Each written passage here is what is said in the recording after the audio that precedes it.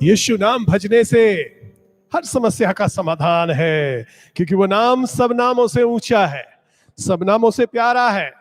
और हम लोग उस नाम को भजते हैं सुबह और शाम। सारे बिगड़े काम बनाता है वो। एक ही हमारा आधार है, एक ही हमारी आशा है, यीशु मसीह हमारा जीवन है। आप सभी का हार्दिक स्वागत करते हैं दिव्य आश्रय वाराणसी से। पवित्र परमेश्वर के उपस्थिति में हम लोग आए हैं। जिंदगी देने वाला परमेश्वर है और आज सुबह हम लोग उसके वचन को सुनने जा रहे हैं। जब उसके वचन को सुनते हैं, अपेक्षा करिए कि वो हमसे बातें करेगा। हमारे परमेश्वर की एक खासियत है मेरे प्रियो, कि वो बात करने वाला प्रभु, प्रतिदिन वो बात करता है। और आज सुबह परमेश्वर अपने वचन के द्वारा से हम हर एक से बात करने जा रहा है। प्रश्न ये है, क्या हम सुनना चाहते हैं? क्या आप सुनने वाला हृदय लेकर आए हैं? क्या आप वो हृदय लेकर आए, प्रभु से कहे, प्रभु बोल, तेरा दास सुन रहा है। और यदि आप सुनने वाला हृदय नहीं लाए हैं तो ये समय जाया जाएगा, क्योंकि मेरे पास आपको आनंद देने के लिए कुछ नहीं है। परमेश्वर के पास आपके आनंद का स्रोत है और आज अपने वचन के द्वारा से वो अपने आनंद से हमको भरना चाहता है। आइए प्रार्थना करें। पवित्र पवित्र पवित्र सेनाओं का परमेश्वर, अनंत काल का परमेश्वर, महापवित्र स्थान में विराजने वाला परमेश्वर, हमसे प्रेम करने वाला परमेश्वर, हमारे लिए योजना बनाने वाला परमेश्वर, और प्रतिदिन अपनी योजना को हमारे सामने प्रकट करने वाला परमेश्वर, आपके पास आए प्रभु। आइए प्रभु, बात करिए हम लोगों से। यीशु नाम से मांगते हैं, ऐसा ही हो। आज फादर्स डे है, पिताओं का दिन है। मालूम नहीं किसने इसको रखा, कैसे इसकी प्रथा की शुरुआत हुई, पर आज के दिन सारे विश्व में जितने भी पिता लोग हैं उनका आदर किया जा रहा है। बाइबल बताती है हमारा एक पिता है, उसका आदर हम लोगों को रोज करना है, साल में एक दिन नहीं, प्रतिदिन। और जो धरती पर पिता आपको दिए हैं परमेश्वर ने, परमेश्वर का वचन कहता है अपने माता पिता का आदर करना तो लंबा जिएगा। इसलिए एक दिन अच्छा है यादगारी के लिए कि पिता लोग का भी योगदान है, पर हमें प्रतिदिन आदर करना है अपने शारीरिक पिताओं का, माताओं का, और सबसे ज्यादा अपने स्वर्गीय पिता का। आज उस स्वर्गीय पिता से हम लोग सुनने जा रहे हैं। आज उस पिता को बोलिए, आज पिता के दिन में पिता परमेश्वर हमसे बात करिए। आज हम तेरा बेटा हैं, बेटी हैं, दुखी आए हैं, परेशान आए हैं, चिंता में आए हैं। तेरा वचन का जल का जरूरत है, तेरा वचन का रोटी का जरूरत है। खिलाइए मुझे, तृप्त करिए मुझे। आज सुबह हम लोग 3 यूनानी भाषा के शब्द का अध्ययन करने जा रहे हैं। आप सभी जानते होंगे नया नियम यूनानी भाषा में लिखा हुआ है। यूनानी भाषा यूनान का भाषा है, पर जब नया नियम लिखा जा रहा था उस समय यूनान का भाषा, यूनान का संस्कृति उस पूरे इलाके में टॉप पर था। इसीलिए नया नियम यूनानी भाषा में लिखा गया।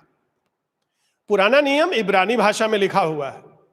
पर आज हम लोग यूनानी भाषा के 3 शब्दों का अध्ययन करेंगे। तीनों शब्दों का अर्थ सामान्य तौर पर वचन होता है, या शब्द होता है, या लिखित शब्द होता है। लिखित शब्द, बोला जाने वाला शब्द, या परमेश्वर का शब्द। पहला जो शब्द है वो है ग्राफे, और ग्राफे शब्द से आया है ग्राफ। ग्राफ हम लोग स्कूल में सब बनाए हैं। ग्राफ हम लोग जानते हैं कैसे कोई भी चीज जब लिखा जाता है तो यूनानी भाषा में ग्राफे बोला जाता है। राइटिंग, हम लिख रहे हैं, ग्राफे कर रहे हैं। पहला तीमुथियुस उसका 3 अध्याय और 16 पद में लिखा है, समस्त पवित्र शास्त्र परमेश्वर की प्रेरणा से रचा गया है वहां जो शब्द है समस्त पवित्र शास्त्र, यूनानी भाषा में ओरिजिनल बाइबल में लिखा है सभी ग्राफे। और अगर उसके आगे हागियोस जोड़ देंगे आप तो हैगियोस ग्राफे यानी पवित्र शास्त्र, तो उस ग्राफे का अर्थ हो गया शास्त्र, लिखा हुआ किताब को यूनानी भाषा में ग्राफे बोलते हैं। पहली बार नया नियम में ग्राफे शब्द आया जब हेरोदेस को मालूम हुआ, ज्योतिषी लोग पूर्व से आए और बोले राजा का जन्म हुआ है। हेरोदेस घबरा गया और अपने शास्त्रियों को बोला जो शास्त्र का ज्ञान रखते हैं, पता लगाओ राजा का जन्म कहां होना है। और शास्त्री लोग आए, शास्त्र को खोल कर पढ़े और शास्त्र में लिखा हुआ बात उन्होंने मत्ती रचित सुसमाचार 2:5 में उन्होंने कहा भविष्यवक्ताओं ने ग्राफे किया है। वहां हिंदी बाइबल में लिखा है, यूनानी बाइबल में लिखा है ग्राफे किया है। भविष्यवक्ताओं ने, ग्राफो शब्द है वहां पर, भविष्यवक्ताओं ने लिखा है कि मसीहा का जन्म बैतलहम में हो।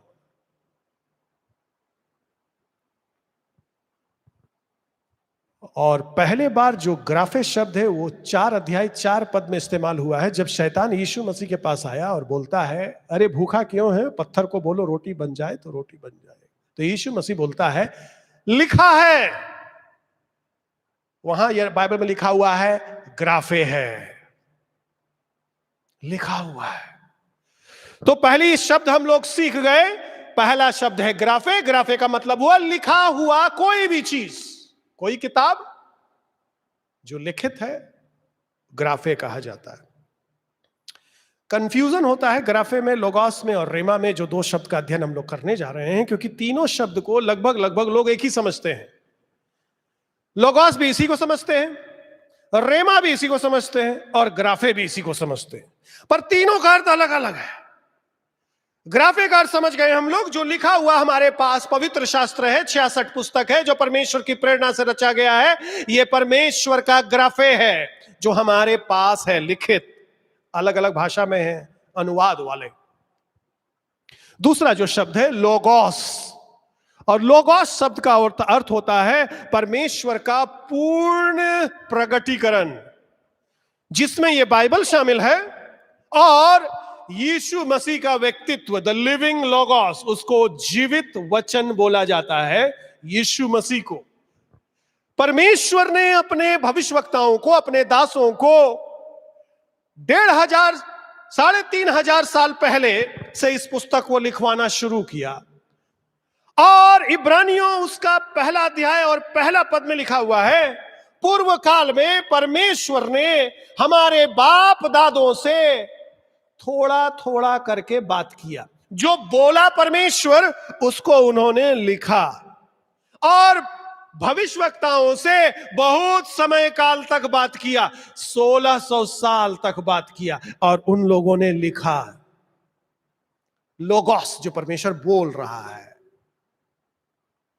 वो लोगोस जो परमेश्वर का, लोगोस का अर्थ होता है लॉजिक, जिससे शब्द आया लॉजिक। लॉजिक का मतलब होता है किसी व्यक्ति का सोच विचार, उसका तर्क, ये व्यक्ति कैसे सोचता है। तो परमेश्वर का लोगोस, परमेश्वर का तर्क, परमेश्वर का सोच, परमेश्वर का विचार, परमेश्वर मनुष्य को प्रकट किया थोड़ा थोड़ा करके, progressive revelation of God's power.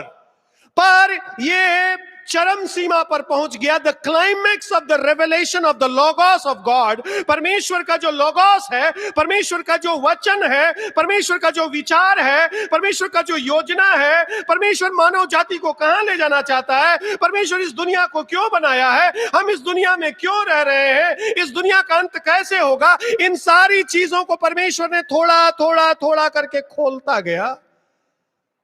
और यूहन्ना उसका पहला अध्याय और उसका पहला पद में यूहन्ना ने इस बात को लिख दिया, वो जो लोगोस थोड़ा थोड़ा खुल रहा था, परमेश्वर का विचार, वो पूरी रीति से खुल गया जब लोगोस मानव बन करके इस दुनिया में आ गया। यूहन्ना लिखता है आदि में लोगोस था, लोगोस परमेश्वर के साथ था, लोगोस ही परमेश्वर था। पहला यूहन्ना पहला अध्याय पहला पद में यूहन्ना लिखता है लोगोस जो परमेश्वर का जीवन है उसको हम लोग छू करके देखे हैं, सुने हैं। किसके बारे में यूहन्ना बोल रहा है? यीशु मसीह के बारे में बोल रहा है। यूहन्ना कह रहा है लोगोस जिसको हम लोगों ने छू कर देखा, जिसको हम लोगों ने सुना, जिसको हम लोगों ने ध्यान से देखा, वो लोगोस मानव बनकर आया। तो इसको समझना पड़ेगा। परमेश्वर ने का एक विचार है, परमेश्वर का एक प्लान है, परमेश्वर का एक योजना है। उस योजना को धरती पर उतारा परमेश्वर कैसे? बाप दादों से बात करना शुरू किया। अब्राहम के पास आ गया, मूसा के पास आ गया, यिर्मयाह के पास आ गया, यशायाह के पास। लिखो, बताओ, लोगों को बताना है हम कौन है, एलोहिम परमेश्वर।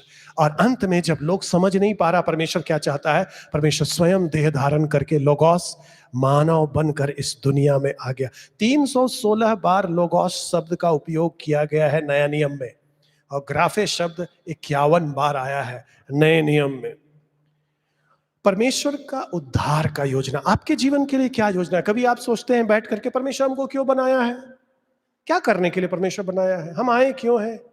कभी कभी विचार हम लोगों के मन में आता है, वास्तव में मेरा आने का कोई मकसद है इस दुनिया में? क्या चाहता है परमेश्वर हमसे? ये सारी बातें हम लोगों के मन में आती है। तो हम लोग को यह समझना पड़ेगा आज के संदेश के द्वारा कि हम इन प्रश्नों का उत्तर कैसे ढूंढेंगे। इन प्रश्नों का उत्तर के लिए परमेश्वर का लोगोस हमारा मार्गदर्शक है, क्योंकि पूरा प्लान उसी में लिखा हुआ है।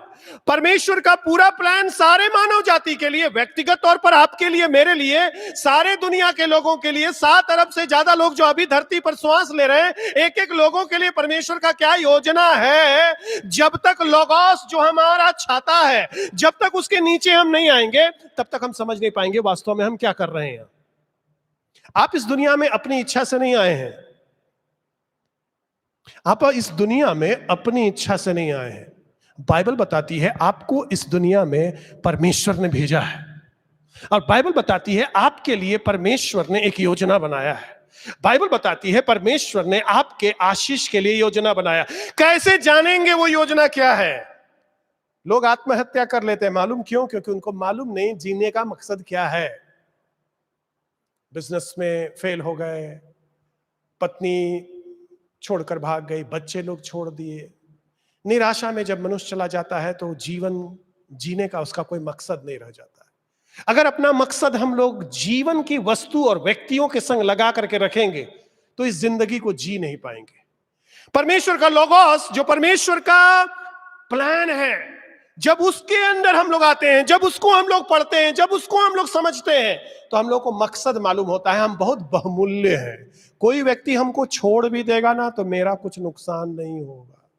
व्यक्ति जब आपको छोड़ता है तो आपका कुछ नहीं छीनता है, वो अपना नुकसान करता है। यदि आप लोगोस पढ़ने वाला है, यदि आप परमेश्वर का योजना जानते हैं, यदि परमेश्वर का योजना नहीं जानते हैं, तब आप 10 साल नहीं भाग पाएंगे रेगिस्तान में, जब आपके पीछे राजा देश का दौड़ रहा है मारने के लिए और आप उस रेगिस्तान में छिप रहे हैं। 10 साल तक दाऊद छिप रहा है। क्यों? क्योंकि उसको मालूम है लोगोस, परमेश्वर एक योजना बनाया है मेरे जीवन में, परमेश्वर वहां तक हमको पहुंचाएगा ही। दुनिया की कोई शक्ति भी आ जाएगी, परमेश्वर का योजना को कोई नहीं तोड़ सकता है। परमेश्वर का योजना आपके जीवन के लिए क्या है, उसको रोकने का शक्ति केवल आपके पास है। दुनिया का कोई आदमी परमेश्वर का योजना आपके जीवन में जो है उसको रोक नहीं सकता है, उसको केवल आप रोक सकते हैं।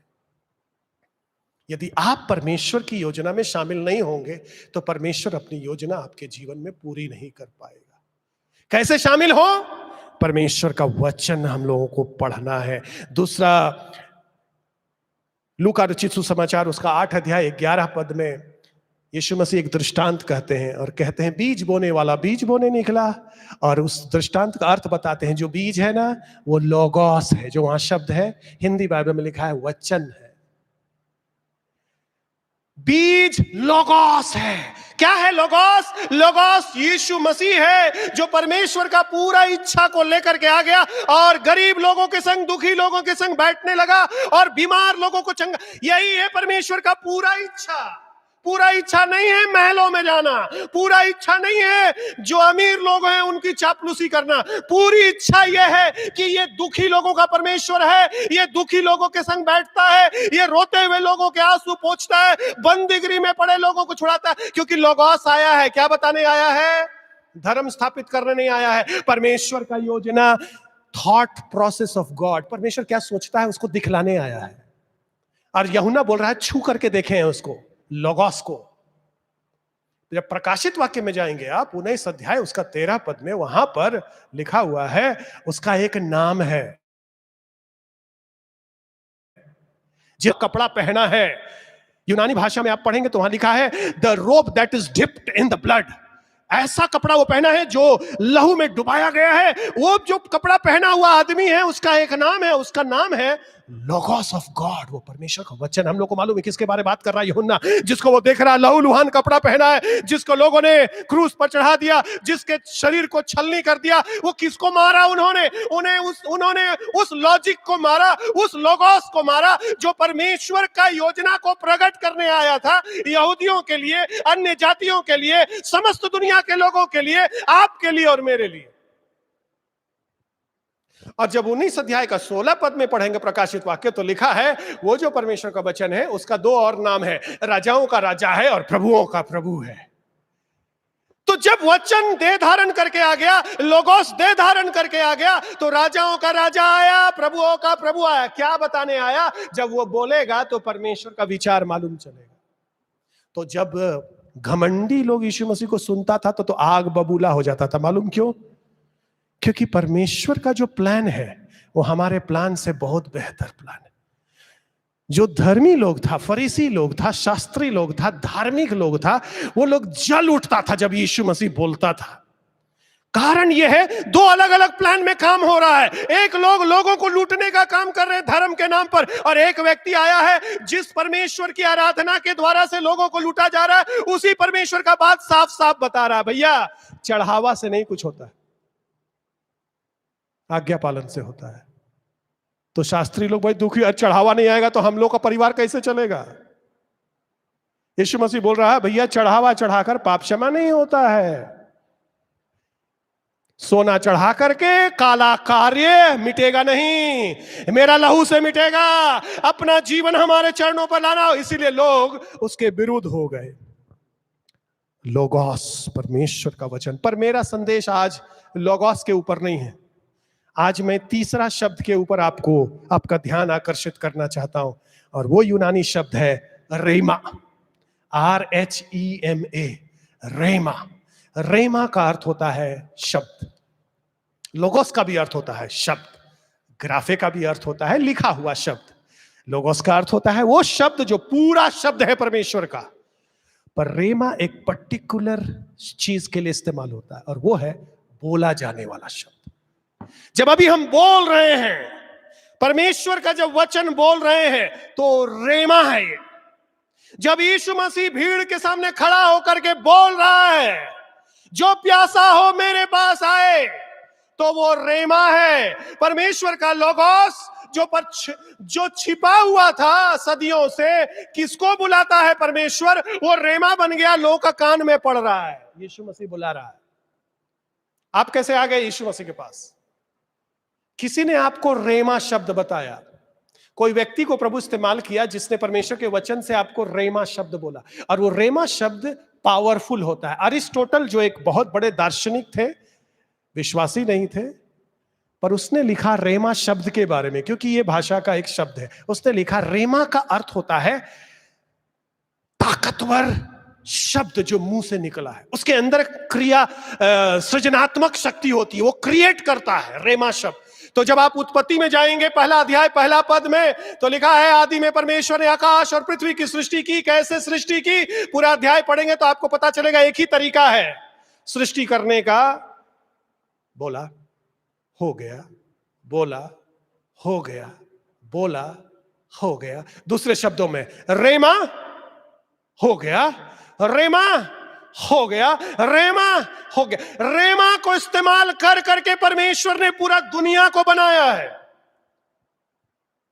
इब्रानियों उसका 11 अध्याय और उसका 3 पद में ऐसा लिखा हुआ है, परमेश्वर ने इस दुनिया का, सारी सृष्टि का रचना अपने वचन से किया है। अब अगर आप ओरिजिनल बाइबल पढ़ेंगे तो वहां लिखा है, परमेश्वर ने समस्त सृष्टि का रचना अपने रेमा से किया है। उसने कोई दिखाई देने वाली वस्तु को लेकर दुनिया नहीं बनाया। अदृश्य परमेश्वर ने बिना दिखाई देने वाला वस्तु से पृथ्वी बनाया है। तो बिना दिखाई देने वाला वस्तु क्या है? रेमा है, शब्द। बोलता है तो होता है। किसी ने ऐसा कहा, जब हम लोग बोलते हैं तो जो लिखित चीज है उसके अंदर जीवन डालते हैं जब बोलते हैं। यह किताब पवित्र शास्त्र है, जीवित किताब है, पर यह किताब अपने शेल्फ पर आप रखिए, 10 साल रखिए, कोई लाभ नहीं होगा। अपना तकिया के नीचे रखिए, रोज रात रखिए, कोई लाभ नहीं होगा। जैसे ही इस किताब को आप खोलेंगे और जब इस किताब को आप पढ़ेंगे और जब इस किताब को आप बोलने लगेंगे, अपने वातावरण में इस किताब का शब्द को आप भरने लगेंगे, अपने घर में इस वचनों को बोलने लगेंगे, आप सामर्थ्य देखेंगे। बहुत सारे मसीही लोग जो यीशु मसीह को जानते हैं, बपतिस्मा लिए हैं, कलीसिया में रजिस्टर में नाम है, मरेंगे तो कब्रिस्तान में गाड़ा जाएगा, वो लोग कभी रेमा का इस्तेमाल नहीं किए हैं। कभी भी अपने ऊपर परमेश्वर के आशीष को वचन से बोलते नहीं है। वो सोचते हैं हम कलीसिया जाते हैं, मेरा पास्टर रेमा बोलता है, परमेश्वर का वचन बोलता है, सुन लेते हैं, घर चले आते, हो गया मेरा काम। आप जी सकते हैं ऐसे भी, क्योंकि ऐसे अरबों लोग जी रहे हैं। ये हारा हुआ जिंदगी है, ये धर्म के रीति विधि वाला जिंदगी है, इससे कुछ लाभ होने वाला नहीं। एक दूसरा तरीका यीशु मसीह ने बताया है जिंदगी जीने का, और वो तरीका अपने चेलों को उसने सिखाया। पतरस, पवित्र आत्मा जब तुम्हारे अंदर आएगा तो मेरी बातों को स्मरण कराएगा, जब मेरी बातों को स्मरण कराएगा तो तुम्हारे अंदर से रेमा निकलेगा। जब तुम बोलेगा बीमार चंगा होगा, जब तुम बोलेगा दुष्ट आत्मा भागेगा, जब तुम बोलेगा परमेश्वर का सामर्थ्य तुम्हारे जीवन में कार्य करेगा। कौन सी समस्या में आप जा रहे हैं आज? कौन से परेशानी में? परमेश्वर का वचन कहता है कि वो हम लोगों को अपने रेमा से सामर्थ्य देना चाहता है। जैसे ही आप परमेश्वर का वचन बोलना शुरू करेंगे, किसी ने कहा कि वो अपना वस्तु ढूंढता है, वो वचन कहां बैठेगा। एक एक वचन सामर्थी वचन होता है। बाइबल बताती है जीव में 2 तरह का पावर है, मृत्यु और जीवन। आप अपना वचन को, बोला हुआ वचन को 2 तरह से इस्तेमाल कर सकते हैं, लोगों को मार डालने के लिए, लोगों को जिंदा करने के लिए। किसी ने कहा हिटलर ने एक भी यहूदी का हत्या नहीं किया, और सही बात है, हिटलर ने अपने हाथ से एक भी यहूदी का हत्या, जबकि लाखों यहूदी मारे गए हैं जर्मनी में, पर हिटलर ने अपने हाथ से एक भी नहीं मारा। हिटलर ने कैसे मारा उन लोगों को, लाखों को? शब्द से मारा। वो बोला, ऐसा वो भाषण देता था कि सारा जर्मनी का लोग खून खौलने लगता था। और हम लोग जानते हैं इस विश्व में भाषण देने वाला लोग, इस शब्द का उपयोग लोगों को भ्रमित करने के लिए किया जा रहा है। आज से नहीं, ये पूरा इतिहास भरा पड़ा है, इसमें ताकत है। चाहे मार डालेंगे आप लोगों को, चाहे लोगों को जिंदा कर सकते हैं। पर जब हम पवित्र आत्मा हमारे अंदर आ जाता है, जब परमेश्वर की योजना हम समझ जाते हैं, यीशु मसीह बोला वो तो शैतान का काम है जो लोगों को दंगा करवाता है। हम लोग को मालूम है अगर कोई आदमी अपना बोली से आग लगवा देता है तो इसका मतलब है शैतान उसके अंदर घुसा हुआ है, वो शैतानी काम कर रहा है, वो शैतान अपना काम उससे करा रहा है। पर यदि हम बोलेंगे कि हम परमेश्वर का लोग हैं, परमेश्वर ने हमको चुना है, यीशु मसीह हमारे अंदर है, तो यीशु मसीह बोलता है हम तुमको जीवन देने के लिए चुने हैं। तुम्हारे अंदर जीवन का वचन पाया जाता है, मौत का वचन नहीं। तो यीशु मसीह मौत के सामने खड़ा हो गया और जोर से चिल्लाया रेमा शब्द, लाजर बाहर आओ। तब तक लाजर बाहर नहीं निकला जब तक यीशु मसीह बोला नहीं। जैसे यीशु मसीह बोला, लाजर बाहर आ गया। परमेश्वर हम लोगों को उसी कार्य को करने के लिए बुलाया है। बहुत सा लोग, आप लोग जो मेरी आवाज सुन रहे हैं, आपका परिवार का स्थिति लाजर के समान है, खत्म हो गया है सब कुछ। आपकी वैवाहिक जीवन, दाम्पत्य जीवन लगभग कंकाल बन गई है। आपका व्यवसायिक जीवन लगभग लाजर के समान 4 दिन से सड़ा पड़ा है। आपको लग रहा है कुछ नहीं हो सकता मेरे जीवन में। आप ऐसे पाप में फंसे हुए हैं जहां से आप सोच रहे हैं यहां से मैं कभी नहीं निकल सकता। पर मैं आपको आज बता रहा हूं, रेमा हमारे लिए एक औजार है, एक हथियार है, प्रभु ने हम लोगों को दिया है, जिसको हम इस्तेमाल करके खड़ा होकर बोल सकते हैं अपनी परिस्थितियों के ऊपर, और परमेश्वर का सामर्थ्य उसमें कार्य करता है। मत्ती रचित सुसमाचार और उसका 4 अध्याय 4 पद में यीशु मसीह, नया नियम में पहली बार रेमा शब्द का उपयोग यहां पर हुआ है। यीशु मसीह ने कहा रेमा पहली बार, और यीशु मसीह ने शैतान को कहा मनुष्य केवल रोटी से नहीं पर हर एक रेमा से जो परमेश्वर के मुख से आता है। तो यीशु मसीह ने शैतान को हराया कैसे? रेमा बोल करके। थप्पड़ नहीं मारा, तेल नहीं लगाया घर के चारों ओर, पत्ता नहीं बांधा घर के ऊपर, जूता चप्पल कहीं नहीं टांगा। यीशु मसीह शैतान के ताकतों को हराने के लिए हमारे पास एक औजार दिया। मसीही लोग अंधविश्वासी है। बहुत दुख होता है जब कलीसिया का लोग, बपतिस्मा लिया हुआ लोग अंधविश्वासी दिखाता, अंधविश्वास भावना दिखाता है। एक बपतिस्मा लिया हुआ व्यक्ति हमारी कलीसिया में आकर बोला, भैया हमारे घर में मृत्यु हो गया, 16 दिन जो है सरसों तेल नहीं खाना है, फॉर्च्यून खाना है। कहां, कौन दुनिया में रहते हैं आप? किस दुनिया में हैं आप? कौन सा किताब पढ़ते हैं आप? किस चीज से डरते हैं आप? क्योंकि आप लोगोस पढ़ते नहीं है रोज, आप डरा हुआ जीवन जिएंगे। लोग जो बोलेगा उसी को आप करेंगे। समाज को खुश करना है, परिवार को खुश करना है, क्योंकि आप रेमा नहीं बोलते हैं अपने ऊपर। कौन सी शैतानी ताकत किसी वस्तु से भागेगी? परमेश्वर का वचन कहता है प्रबल है और जीवित है रेमा। रेमा के अंदर ताकत है किसी भी परिस्थिति को हराने का। मत डरिए अगर आप विश्वासी हैं। अगर आप डरते हैं तो आप वचन नहीं पढ़ते हैं, और अगर वचन नहीं पढ़ेंगे तो रेमा शब्द बोल नहीं पाएंगे आप। आपके ऊपर लोग मृत्यु का बात बोलेगा और आप उसको विश्वास करेंगे। यीशु मसीह ने शैतान का सामना किया रेमा से। वचन में लिखा हुआ है मनुष्य केवल रोटी से नहीं पर परमेश्वर के वचन से, जो मुंह से जो वचन आया है, जो रेमा आया है, उससे जीवित रहेगा। बाइबल बताती है कुछ लोग गलत शब्द बोलते हैं, और उनके लिए मत्ती रचित सुसमाचार 12:36 में लिखा है, जो लोग निकम्मा रेमा बोलता है, वहां शब्द है रेमा, जो लोग निकम्मा रेमा बोलता है हिसाब देना होगा।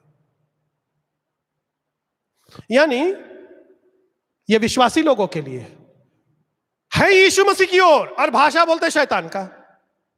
नहीं, परमेश्वर मेरे जीवन में कोई नहीं काम करेगा। अरे आप किसकी ओर से खेल रहे हैं? आप यीशु मसीह का टीम में शामिल है या शैतान की टीम में शामिल है? अगर आप यीशु मसीह का टीम में शामिल हैं तो ये ना बोलेंगे आप शैतान का भाषा क्यों बोलते हैं? मेरा परिवार कभी नहीं सुधरेगा, ये शैतान का भाषा है, इसको क्यों बोलते हैं आप?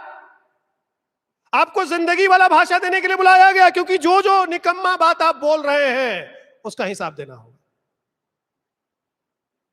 तो निकम्मा बात कैसे नहीं बोलेंगे? निकम्मा बात वैसे नहीं बोल पाएंगे जब हम अपने आप को भरेंगे अच्छे बात से। जब परमेश्वर का लोगोस से अपने आप को भरेंगे तभी हम रेमा बोल पाएंगे, जीवन देने वाला रेमा बोल पाएंगे। आप पूछेंगे मेरी परिस्थिति ठीक नहीं है, क्या वचन है मेरे लिए? या हम लोग जब अपने जीवन में परेशान हो जाते, काम फंस जाता है, नुकसान हो जाता है, क्या परमेश्वर चाहता है समझ में नहीं आ रहा। परमेश्वर क्या बोल रहा है, आप समझ नहीं पाएंगे परमेश्वर क्या बोल रहा है, क्योंकि परमेश्वर ने उसको समझने के लिए किताब दिया है। जैसे ही आप बोलेंगे हमको समझ में नहीं आ रहा परमेश्वर क्या बोल रहा है, इसका मतलब है आपका डिसिप्लिन नहीं है इस किताब को रोज पढ़ने का, इसलिए आपको समझ में नहीं आ रहा। और ना समझी में सारा जीवन बिता देंगे आप, सारा जीवन बीत जाएगा, समझ ही नहीं पाएंगे कर क्या रहे हैं हम, क्योंकि सारा समझ परमेश्वर ने डाल दिया है लोगोस में। और परमेश्वर जब हमारे लिए रेमा बोलेगा तो कहां से बोलेगा? यदि हम इसको पढ़ ही नहीं रहे तो क्या याद कराएगा पवित्र आत्मा हमको?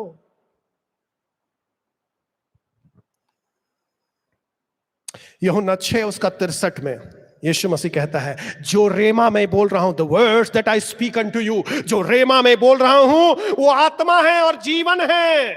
जो शब्द निकल रहा है वो आत्मा है और जीवन है। परमेश्वर से मांगे आज के दिन, प्रभु आपका रेमा चाहिए, आपका वचन चाहिए हमको। तो मैं आपको बताने जा रहा हूं कुछ प्रैक्टिकल तरीका जिसके द्वारा आप परमेश्वर का वचन को रेमा के तौर पर इस्तेमाल कर सकेंगे और विजयी जीवन जी सकेंगे। सबसे पहले, यदि आप चाहते हैं आपके शब्दों में सामर्थ्य आए, तो स्टार्टिंग है ये वचन। पर ये किताब लेकर चलने से कुछ नहीं होगा। मैंने आपको बताया किताब पकड़ के रहिएगा, कुछ भी नहीं होगा। इस किताब को याद करना पड़ेगा। इस किताब को ऐसे पढ़ना पड़ेगा जैसे परमेश्वर हमसे बात कर रहा है, समय लेकर के। समय, हमारा परमेश्वर के साथ एक खासियत है, हड़बड़ी वाला नहीं है। आप उसका वचन हड़बड़ी में कभी मत पढ़िएगा। 5 मिनट में टाइम है, जल्दी से परमेश्वर का वचन पढ़े, कोई फायदा नहीं होगा। वो 5 मिनट बर्बाद हो गया आपका। थोड़ा टाइम निकालिएगा। आज परमेश्वर क्या बोलना चाह रहा है। आज सुबह हम लोग परमेश्वर का वचन पढ़ रहे थे, ये हम लोग का दिनचर्या है। और आज जब वचन प्रार्थना कर रहे थे, परमेश्वर ने ये वचन दिया, हम लोग पढ़े, मेरा हाथ तेरे ऊपर होगा। और हमने उस वचन को बोला, रेमा बना लिया अपने लिए। परमेश्वर तेरा वचन में आज पढ़े, आज जब हम प्रचार करेंगे तेरा हाथ मेरे ऊपर होगा, कोई रुकावट नहीं आने जा रहा है। आज परमेश्वर तू हमें शब्द देने जा रहा है, जो लोग सुनने वाले हैं उनके जीवन में तू कार्य करने जा रहा है, क्योंकि तेरा हाथ मेरे सिर पर होगा। कहां से हम जाने इस बात को? आज सुबह परमेश्वर बताया, आज सुबह मेरे लिए वो वचन रेमा बन गया। कौन सा वचन? परमेश्वर का हाथ मेरे ऊपर हो। पर यदि हम बाइबल खोलते ही नहीं सुबह में, तो क्या हम खाली जो लिख करके लाए पढ़ के सुना देते आपको। ये बात आपको नहीं बता पाते जो आज प्रकाशन मिला। मसीह जीवन यदि जीना है और सीरियसली जीना है, गंभीरता के संग जीना है, विजयी तौर पर जीना है, तो एक चीज करना पड़ेगा, इस किताब को रोज पढ़ना पड़ेगा। किसी ने कहा ये कुआं के समान है और रेमा बाल्टी के समान है। ये कुंड है जिसमें से आप बाल्टी डाल करके आज का पानी निकालते हैं। कुआं का सारा पानी एक दिन में नहीं खींचा जाता है। कुआं से उतना ही पानी निकालते हैं लोग जितना जरूरत है। तो रेमा आज के लिए आपको रेमा का जरूरत है। हो सकता है जब मैं प्रचार कर रहा हूं कोई रेमा शब्द आज आपको प्रभु दे रहा है जो आपके परिस्थिति में बात करने लगेगा। मुझको नहीं मालूम, परमेश्वर को मालूम है। पर परमेश्वर मेरे द्वारा से उस शब्द को आपके जीवन में आज कारगर बनाएगा। पर उससे बेहतर तरीका है, मुझको सुनने से बेहतर तरीका मैं आपको बता रहा हूं। किसी भी प्रचारक को सुनने से बेहतर तरीका मैं आपको बता रहा हूं। यह वचन जो आपको प्रभु ने दिया है, जो आपके हाथ में है, इसको रोज खोलिए और बोलिए, आज का रेमा मुझको डायरेक्टली आपसे चाहिए। कोई पास्टर से नहीं चाहिए, आपसे चाहिए। जब आप प्रेरितों के काम में जाएंगे तो आप पाएंगे जो आरंभिक कलीसिया थी रोज जमा होती थी प्रेरितों से शिक्षा पाने के लिए, वचन सुनने के लिए। तो आप पूछेंगे क्यों रोज जमा होता है लोग, रोज वचन सुनने का क्या जरूरत? इसलिए क्योंकि लिखा हुआ किताब ही नहीं था उनके पास। लिखा हुआ किताब तो 1600 शताब्दी में आया, जब छपाई होने लगा तब हमारे पास किताब आया। नहीं, उन लोगों के पास तो किताब, बिना किताब का वो लोग यीशु मसीह के पीछे चला है। तो रोज जमा हो रहा है प्रेरित के पास। बताओ पतरस यीशु मसीह क्या क्या बोलता था, यूहन्ना बताओ यीशु मसीह क्या क्या बोलता था। जो जो बात उन लोग को याद आ रहा है वो सब वो लोग बता रहा है। और जब वो लोग बोल रहा है चंगाई हो रहा है, क्योंकि बोला हुआ शब्द में सामर्थ्य है। इसलिए हर रविवार कलीसिया में आना जरूरी है, नहीं तो मर जाएंगे आप आत्मिक तौर पर। पानी का बपतिस्मा आपको जिलाता नहीं है मेरे प्रियो, रेमा शब्द है जिंदा करने वाला। जो लोग वचन नहीं पढ़ता है, मौत का तैयारी कर रहा रोज वो लोग, चाहे कितना भी दान देता होगा, कितना बड़ा बिल्डिंग में रहता होगा, अगर वचन नहीं पढ़ता है रोज, परमेश्वर से रेमा शब्द नहीं प्राप्त करता है उस दिन के लिए। मैं अपनी जिंदगी के एक कठिन समय में था 2011 में, और एक सप्ताह का उपवास मैंने रखा। प्रभु कहां जा रहे हैं हम, मेरा सेवा का मतलब क्या है, हम क्यों आए हैं बनारस में। और उस कठिन दौर में परमेश्वर ने एक रेमा शब्द दिया। पूरा वचन प्रभावशाली है, पर परिस्थिति के अनुसार परमेश्वर कुछ वचन देता है आपको, पर आप उसको खोज नहीं पाएंगे यदि आप उसके संग बैठेंगे नहीं। तो मैंने वचन पढ़ना शुरू किया और दूसरा इतिहास उसका 29 अध्याय और उसका 10 से 13 पद परमेश्वर ने मुझको दिया। और उस 4 पद से परमेश्वर ने मुझसे बात की, मेरा मिनिस्ट्री बदल गया। पर वो होता नहीं यदि मैंने वचन, प्रभु हम उपवास कर रहे हैं, बोलिए हम सुनना चाहते हैं, वचन पढ़। यीशु मसीह बोला रहा वचन पढ़, तुमको दिए हैं। हाँ, कभी कभी परमेश्वर डायरेक्ट बात करता है। परमेश्वर ने मुझसे बात किया जब मुझको बुलाया अपनी सेवा के लिए, पर हर बार परमेश्वर वो तरीका नहीं अपनाता है, वो अपवाद होता है। जो रोज का तरीका है वो ये तरीका है। एक कलीसिया में मेरा व्यक्ति था, संडे को आया, उसने गवाही दिया, भैया जी आज चमत्कार हो गया। क्या हो गया भैया? हम उत्पत्ति का किताब पढ़ रहे थे, बाइबल आप दिए, हम ले गए बाइबल, सोचे कहां से शुरू करें, इतना मोटा किताब है। तो हमने पहला अध्याय पहला पद से स्टार्ट किया। उत्पत्ति, आदि में परमेश्वर ने आकाश और पृथ्वी की सृष्टि की। पहला अध्याय खत्म होते होते, पहला किताब नहीं, पहला अध्याय खत्म होते होते अपना जीवन यीशु मसीह को हम दे दिए। तो हम भी चौंक गए, भाई उत्पत्ति का पहला अध्याय में ऐसा क्या लिखा है कि आपने यीशु मसीह को अपना जीवन दे दिया? वहां पाप के बारे कुछ नहीं है, क्षमा के बारे कुछ नहीं। उसने कहा जानते हैं वहां क्या लिखा है? उस वचन ने हमसे बात किया। रेमा शब्द के बारे में आपको बता रहा हूं, रेमा कैसे काम करता है। जब आप वचन खोलेंगे प्रार्थना के साथ, गंभीरता के संग बोलेंगे प्रभु बात करिए, कोई भी पद, कोई भी अध्याय आपसे बात कर सकता है जो आपने सुना होगा, नहीं सुना होगा। पवित्र आत्मा उसको आपके सामने ऐसा ला देगा जैसे वो डायरेक्ट आपसे बात करेगा। उसने कहा उस अध्याय में मुझको दिखाई दिया एक ऐसा परमेश्वर, ऐसा सामर्थी परमेश्वर, इतना खूबसूरत दुनिया एक अध्याय में उसने बनाया, बोल बोल कर बनाया। तो हमको लगा भैया इसी परमेश्वर के लिए अपना जीवन हम जिएंगे, सब कुछ छोड़ करके यीशु मसीह के पीछे हम आ गए। ये रेमा शब्द है मेरे प्रियो, रेमा शब्द है। इस किताब में से कुछ बातों को परमेश्वर आपके परिस्थिति में जिंदा कर देता है और वो बात आपको परमेश्वर की ओर खींच लेती है। पर केवल उतना नहीं है, हमने रेमा पाया। अभी मैं आपको बता रहा हूं, हमको रेमा वर्ड बोलना है, क्योंकि पतरस जब मंदिर में जा रहा है, सुंदर फाटक के बाहर एक लंगड़ा बैठा हुआ है जो 40 साल से लंगड़ा है। वहां ढेर सारे भिखमंगे और लंगड़े बैठे हैं, पर एक लंगड़ा के पास आ गया वो, और एक लंगड़ा के पास आकर रेमा शब्द का इस्तेमाल करेगा। अभी वो किताब का लिखा हुआ किताब का बात नहीं बोलेगा, अभी वो जीभ से बोलने जा रहा है जो उसने 3 साल यीशु मसीह को करते हुए देखा है। यीशु मसीह बोला और हो गया, यीशु मसीह बोला और हो गया। अभी वो यीशु मसीह, पवित्र आत्मा ने पतरस के अंदर ये प्रकाशन दिया है, एक रेमा दिया है, दिखाया है ये लंगड़ा के पास जाओ। और जब उस लंगड़ा के पास गया, बोला यीशु मसीह के नाम से चल फिर, और वो उछल गया और यीशु मसीह का स्तुति करने लगा। मैं उस रेमा की बात कर रहा हूं, जब पतरस जिंदगी देने का बात बोल सकता है, वही सामर्थ आपको और मुझको परमेश्वर ने दिया। हम लोग बोल नहीं पाते हैं जिंदगी का बात, क्योंकि हम लोग जिंदगी का किताब से दूरी बना करके रखते हैं। जिंदगी का किताब से दूरी बना करके रखेंगे तो मौत का बात बोलते चले जाएंगे। अगर आपको परमेश्वर का सृजनात्मक शक्ति वाला बात बोलना है और परिस्थिति को बदलते हुए देखना है, अपने पारिवारिक परिस्थिति को, अपने व्यक्तिगत परिस्थिति को, तो वचन को पढ़ना पड़ेगा। और वचन जब आपके अंदर भर जाएगा, परिस्थिति जब सामने खड़ी होगी, आपको परमेश्वर प्रकाशन देगा। और आप परमेश्वर का वचन को जब अपने जीभ पर लाएंगे और जब आप विश्वास से बोलेंगे, बिना किसी संदेह का, परमेश्वर काम करेगा। मसीही लोग 10 साल 20 साल से कलीसिया जा रहे हैं, और जब बीमार पड़ते हैं तो इसको फोन, उसको फोन, इसको फोन कर रहे हैं। अरे भैया, कौन सा बाइबल आप पढ़ते हैं, या पढ़ते भी है कि नहीं बाइबल आप? कौन आदमी के पास रेमा शब्द है? आपको परमेश्वर ने, जो वो पास्टर पढ़ता है वही किताब आप पढ़ते हैं। जितना ताकत उसके पास हो उतना ताकत आपके पास है। आप विश्वास नहीं करते हैं जो खजाना आपके पास है।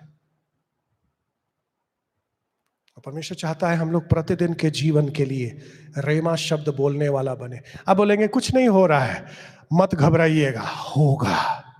बोलना शुरू तो कीजिए, बोलना शुरू तो कीजिए, परमेश्वर करेगा। अब आज सुबह कल सुबह उठकर ये नहीं बोलेगा प्रभु हमको जो है मर्सिडीज कार चाहिए। हम बोल रहे हैं क्योंकि पास्टर साहब बोले हैं, बोलेंगे तो हो जाएगा। मैं वो रेमा के बारे में नहीं बात कर रहा हूं, मैं रेमा के लिए बात कर रहा हूं जो परमेश्वर का योजना है आपके जीवन के लिए। क्या आपने कभी अपने ऊपर बोला है कि आज मैं किसी को सुसमाचार सुनाने जा रहा हूं? यह है परमेश्वर का योजना। हम घर मांगते हैं, जमीन मांगते हैं, नौकरी मांगते हैं, वो सब तो है और जाएगा, पर जो योजना प्रभु बताया है दुनिया में क्यों हम जी रहे हैं, परमेश्वर का प्रकाश को फैलाने के लिए, जाओ सारा दुनिया में बताओ लोगों को।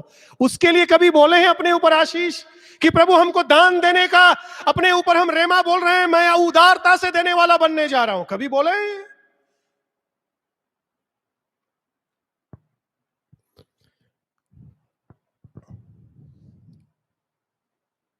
यदि आपका शब्द को शक्तिशाली होना है तो इस वचन से आपको भरना है।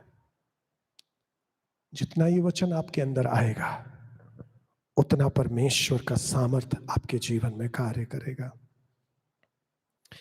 एक कहानी बता करके मैं समाप्त करूंगा। इटली देश के बगल में एक द्वीप है और ये दंत कथा है कि उस द्वीप पर महिलाएं रहती थी और वो महिलाएं बहुत खूबसूरत गीत गाती थी। उनका आवाज इतना मधुर था कि जो बगल से जहाज पानी का गुजरता था वो खींचा चला आता था आवाज को सुन करके। और कथा में यह कहा गया है कि इस द्वीप की महिलाएं जैसे ही ये जहाज किनारे आकर लगता था द्वीप का, ये लोग अटैक कर देती थी और हर एक पुरुष को बड़ी क्रूरता से मार डालती थी। ये सभी लोग जानते थे कि उस द्वीप में जाने का मतलब है मौत, पर फिर भी जब जब जहाज गुजरता था, जब आवाज सुनाई देता था, जैसे लगता था कोई चुंबक है और वो खींच ले रहा, और लोग जानकर भी कि मौत इंतजार कर रहा है चले जाते थे। तो एक जहाज चलाने वाले ने एक तरीका निकाला। जब उसको जहाज लेकर उधर से जाना था, उसने कहा ऐसा करेंगे हम लोग सब अपना कान बंद कर लेंगे जब उस द्वीप के आसपास से हम लोग गुजरेंगे। तो जब उस द्वीप के आसपास से वो लोग गुजरने लगा, जैसे ही गाना का आवाज सुना, उन्होंने अपना कान में रुई डाल दिया, परंतु फिर भी हल्का आवाज आ रहा है और जो जहाज चलाने वाला लोग है उस हल्के आवाज के द्वारा से प्रभावित होकर उस द्वीप की ओर जहाज को मोड़ रहा है, अब मौत की ओर जा रहा है। तो वो जवान जो चलाने वाला था उसने कहा सभी लोग गीत गाना शुरू करो, जोर आवाज में गीत गाना शुरू करो ताकि वो आवाज दब जाए। अब जितने लोग उस जहाज पर थे सब लोग जोर जोर से जो गीत वो लोग जानते थे गाना शुरू किए और उस रास्ता को पार करके वो आवाज दब गया। दो आवाज है इस दुनिया में, एक है मौत का आवाज जो आपको बुला रहा है, रोज इस दुनिया आपको आकर्षित करती है, इस दुनिया का लोग, इस दुनिया का अभिनेता लोग, इस दुनिया का क्रिकेटर लोग, इस दुनिया का रुपया, इस दुनिया का महारथी लोग रोज अट्रैक्ट करता है। मौत है वहां, वो तो खुद मौत में है और आपको मौत की ओर ले जाना चाहता है। एक जन आया इस दुनिया में जिसने हम लोगों को परमेश्वर का लोगोस दिया, एक नया गीत दिया, परमेश्वर का गीत हमारे मनों में डाला। अगर उस गीत से बचना है जो मौत का गीत है तो नया गीत गाना पड़ेगा, जोर जोर से गाना पड़ेगा, परमेश्वर का वचन को बोलना पड़ेगा। शैतान रोज आपके लिए नुकसान का वचन बोल रहा है, चाहे न्यूज के माध्यम से, दोस्तों के माध्यम से, परिवार के माध्यम से आपके ऊपर श्राप डाल रहा है वो, पर आपको आज अपना कान बंद करना पड़ेगा, उन श्रापों को सुनना नहीं है। जो भी लोग मेरे बारे में बोल रहे हैं उससे मेरा कोई वास्ता नहीं है, मैं उसकी ओर आकर्षित नहीं होऊंगा क्योंकि मेरे अंदर एक गीत है। मैं अपना कान बंद करके उस गीत को गाना शुरू करूंगा, उस वचन को बोलना शुरू करूंगा, जोर जोर से बोलना शुरू करूंगा ताकि मौत से बच जाऊं और जिंदगी में प्रवेश करूं। और केवल मैं नहीं, मेरे साथ कितनों को मैं उस जिंदगी में प्रवेश करा दूं बोल करके। आइए अपनी आंखों को बंद करें। प्रभु धन्यवाद देते हैं आपके रेमा शब्द के लिए। आप बोलते हैं और होता है क्योंकि आप सिद्ध हैं। हम लोग बहुत बार बोलते हैं नहीं होता है क्योंकि हम असिद्ध हैं प्रभु, और आप हमें बदलना चाहते हैं, और हम बदलेंगे तभी जब सृजनात्मक शक्ति वाला लोगोस हमारे अंदर आएगा प्रभु। मुर्दा को जिंदा करने वाला शक्ति जब हमारे अंदर आएगा तो हम बदलेंगे प्रभु। और आज प्रभु जितने भी लोगों ने तेरे वचन को सुना है प्रभु, उन हर एक के लिए आपने जो योजना बनाई, वो सारी योजना उनके जीवन में पूरा होने के लिए आपने वचन दिया है, पर हमने उस वचन को पढ़ा नहीं है, हम उस वचन पर विश्वास नहीं कर पाते हैं, हम उस वचन को बोल नहीं पाते हैं। हम नासमझी में अपने ऊपर, अपने परिवार के ऊपर श्राप बोल देते हैं, शैतानी बात बोल देते हैं, मौत का बात बोल देते हैं, नुकसान का बात बोल देते हैं प्रभु। पर आपने हमें उस काम के लिए बुलाया नहीं, अपने जीवन देने के लिए बुलाया है, अपने जीवन देने वाला रेमा बोलने के लिए बुलाया है। इसलिए प्रभु हम लोग की सहायता करिए कि हम लोग अपने शब्दों को परखें, बोलने से पहले दिमाग लगाएं कि जो हम बोल रहे हैं इससे मौत होगा या जीवन मिलेगा। आपका पवित्र आत्मा का सहायता दीजिए प्रभु, ताकि हम लोग को तेरा वचन याद दिलाए। प्रतिदिन अनुशासन दीजिए तेरा वचन के संग बैठने के लिए प्रभु।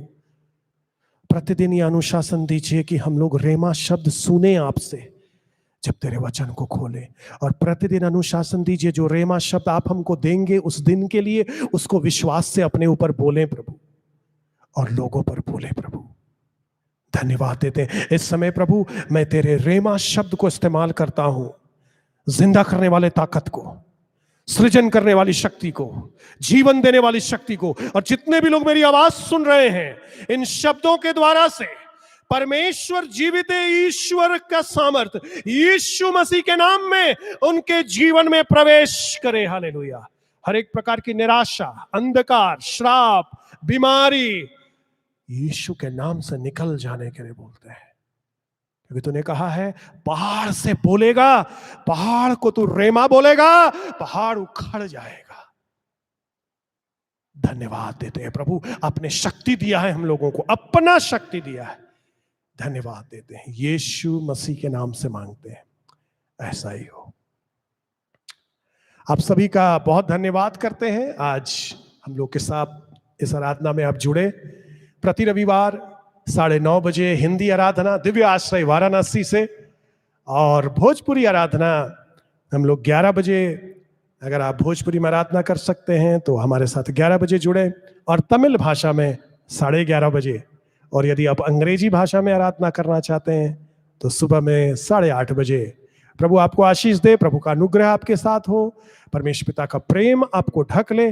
रेमा शब्द को बोलिए इस सप्ताह के लिए, और रोज वचन पढ़िए।